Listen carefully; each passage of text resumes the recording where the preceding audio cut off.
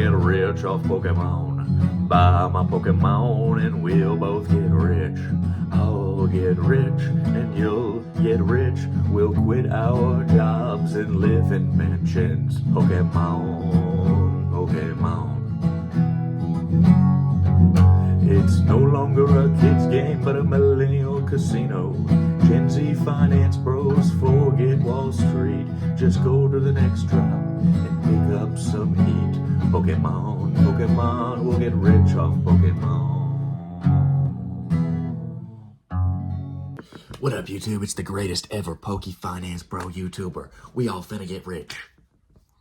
Just kidding, this is not financial advice. Please do not listen to me. If you think this video is Carbaggio trash, like, comment, subscribe. I'm just doing a quick video because I'm reacting to Pokemon Steven, one of the GOATs, maybe my favorite Pokemon YouTuber. He's a guy who grades cards from Japan. He lives in Australia.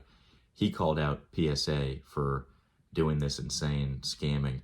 And hey, I've seen other guys. PSA is scamming by doing their buyback program, selling to GameStop and that kind of thing, buying PSA 9s, selling them as PSA 10s, or grading cards, buying them back, and then selling them to GameStop at an insane overvalued price.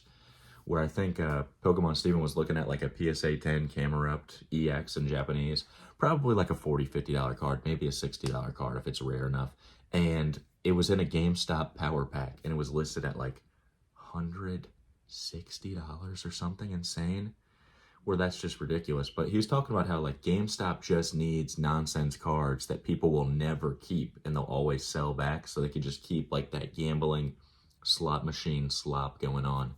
And what's crazy is this gambling slot machine slop has also enabled a lot of other people to grade and then sell back cards. Because like if a card is like a more common card or reverse holo, that kind of thing, and you grade it with PSA, you can like, there's a few people on YouTube that are selling cards back for like crazy amounts of money because they're low pop enough where it's like, basically all you have to do, take a card that nobody else is willing to grade it, put it on eBay, have a buddy buy it for $300, then go grade 5 more of those, and then get, you'll get $250 offers on a card that's probably worth like $50, which is totally insane. But my guess is like Pokemon and GameStop are just making tons of money.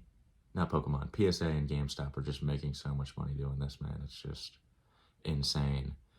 Not to actually get all finance investor bro on you guys, but I recently watched The Big Short. It's about the 2008 financial crisis, and the movie opens with Michael Burry talking about how like he got hip to the housing bubble before everybody else because the rates of mortgage fraud, the amount of fraud and financial crimes that were going on within the housing market were kind of what tipped him off to the issues. And that's what caused him to investigate. And basically he was like, yeah, like fraud and crime and crazy nonsense are totally correlated with bubbles like this. And when you look at something like GameStop power packs, PSA being willing to buy back a PSA 9 card that should be $20 for $70 or $100, or an EX on a PSA 10 that should be $40, $50, saying it's $160.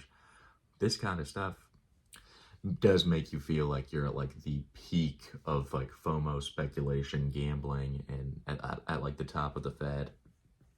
I'm a big believer in like nostalgia and rarity are really important when it comes to collectibles. Like I want to own a bunch of Wizards of the Coast era cards because I have nostalgia for those cards. And when I was a kid, I collected those cards. I had no idea they would be valuable, so I ruined all of them. And now I'm like, I would love to own one in good condition.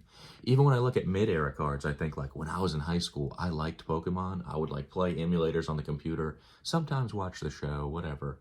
I thought it was cool, but I never would admit that I thought it was cool. And I would be like too embarrassed to go buy boxes. And now I'm looking at like the Lugia from Plasma Storm and Plasma Storm booster box, $30,000, and like I'm feeling this deep regret of like, I should have collected all these things when I had the chance. Like now I gotta go back and buy them. So like nostalgia and regret and all this stuff, like people are just, with the modern cards and the PSA stuff, like we're just like pricing in the 10-year, 20-year in the future price. I do kind of truthfully feel. And this is kind of what happened with like junk wax era and sports cards. Even though junk wax era with sports cards, there was more boxes available on the shelf because everything was overprinted. So nobody can predict the future, but things are getting crazy out there. Definitely looking into like the insane PSA buyback stuff and the GameStop power pack like mispricing. Even a lot of the mainstream guys that rip the GameStop power packs believe that the cards are mispriced. This stuff is seriously worth looking into. If you made it this far, I appreciate it. Hope you have a great New Year's. Peace.